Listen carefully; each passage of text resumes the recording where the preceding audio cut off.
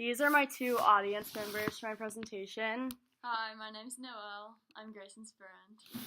And I'm Kelly Greer, and I'm Grayson's mentor. Okay, so the impact of climate change has on coral reefs, and I connected it back to economics by showing how the death of coral reefs has drastically impacted the economy. So, an introduction on coral reefs. They're often referred to as the rainforests of the oceans because they're so biodiverse.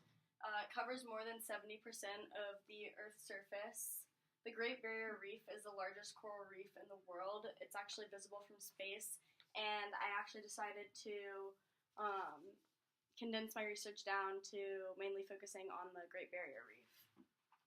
So, as I said, my main interests are my economics class and my marine biology class, and so I decided to take what I've learned in the first half of the semester for my economics class and what I've been learning in marine biology, and I combined it to this topic.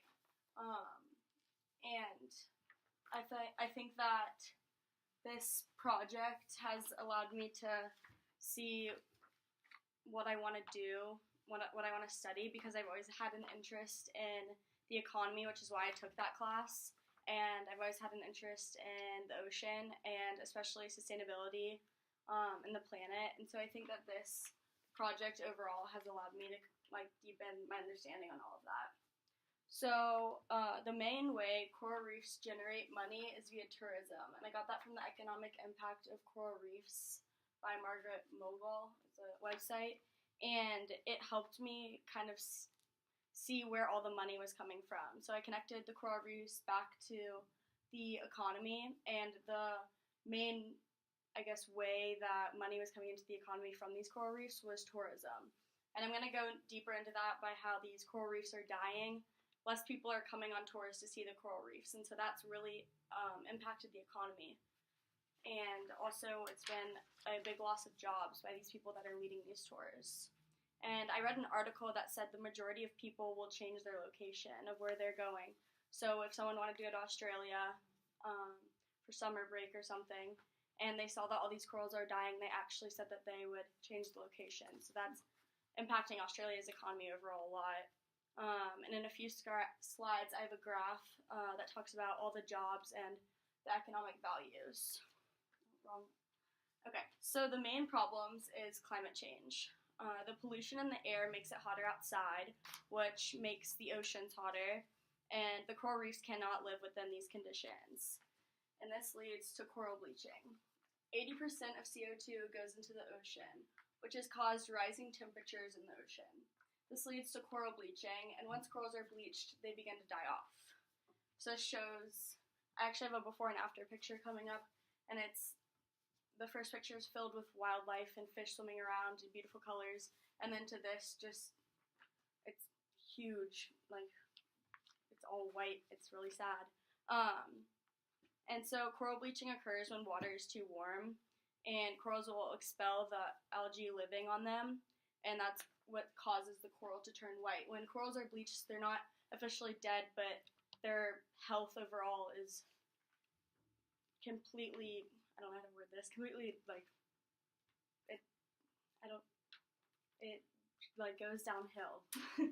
And so that's the picture I was talking about, the before and after, and this has happened to so much of the coral reefs, and it's just continuing every day. I watched this documentary on these people who are in Australia studying it, and they said that it was the saddest thing they've ever done, and that they would go down there and see the most beautiful thing they've ever seen on Earth, and then come back a year later, and it was all dead. My thesis statement is climate change has had a large impact on the health of the Great Barrier Reef in Australia. Therefore, the economy of Australia is greatly impacted due to the amount of jobs a healthy coral reef provides. So the three topics that I chose that we talked about in the first half of my semester in my economics class, I chose these because they related the most to my topic, is unemployment, supply and demand, and externalities. So unemployment, I talked about this graph earlier. I talked about how tourism was the greatest way that money was brought in, and a healthy coral reef provides so many jobs. So when the coral reef is dying off, these jobs are also being lost. And that's things such as fisheries, tourism, and so much more. And it's caused a huge decrease in dent in the economy. And then next is supply and demand. In this case, the supply is decreasing because the coral reefs are dying off, while the demand is rising because there's going to be less of the supply because the coral reefs are dying off so much. And an example of this could be in the fisheries. Coral reefs and fish both depend upon one another, so when the coral reefs are dying off, the fish begin to die off. So the supply of these fish for these fisheries or for food is decreasing so much, so then the demand for them comes up so much. And lastly, externalities is a consequence of an economic activity experienced by unrelated third parties. It can either be positive or negative. In this case, it is negative. The consequence is the death of these corals, and it's due to the activity of people polluting the planet, whether that's driving a car, there's factories that are polluting, it's on and on plastic, and so this is coming back and impacting the economy in a negative way. So we have all these issues, and I'm going to talk about possible solutions and kind of my analysis on that. So the first solution is education. That's the first step to seeing a change in this issue. We need to make people aware of the damage the pollution they're creating is doing to not only the coral reefs, but how that's also leading to the economy. And by becoming educated on this topic, people can come together and share their ideas and actually come up with a bigger solution. And then the second possible solution, which this is the big solution to the issue, which is controls on global warming, and this is preventing bleaching of the corals.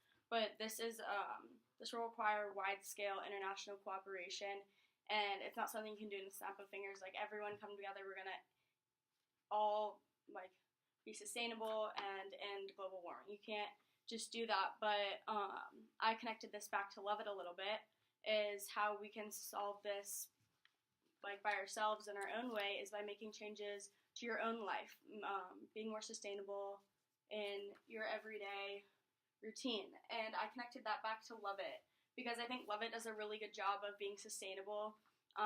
There's carpooling, we have the green room upstairs, and something I really like is the water bottles, the refills. So I'll buy a water bottle and then I'll just refill it throughout 2 weeks until I need to buy a new one. And so that's probably reducing me buying 20 water, I don't know how many I drink, but that's reducing the amount of plastic that's being sold, and that's huge. And so I think that those little things are going to lead to controls on global warming. So future steps in my research, from here I'd like to learn more about how Australia's economy is impacted. I focused my research on the Great Barrier Reef for basically background information on the coral reefs and bleaching and everything such as that, but I wanted to learn more about Australia's economy and kind of how that's impacted them. And it's on my bucket list to go to Australia, and so when I go there, I want to ask them about it, ask some people in Australia about how it's impacted their everyday life, because they're witnessing it, they're right next to it, and we're, across the ocean from that, so it's hard for us to make people aware about it when we're not seeing it. And I also want to research more on how I can be more sustainable in my everyday life and people around me in the community.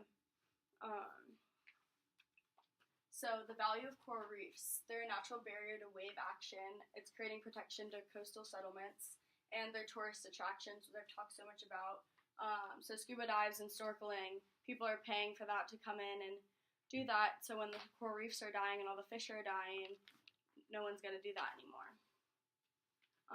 20% of the world's coral reefs have been effectively destroyed and show no immediate prospects of recovery, so something needs to be done in this issue.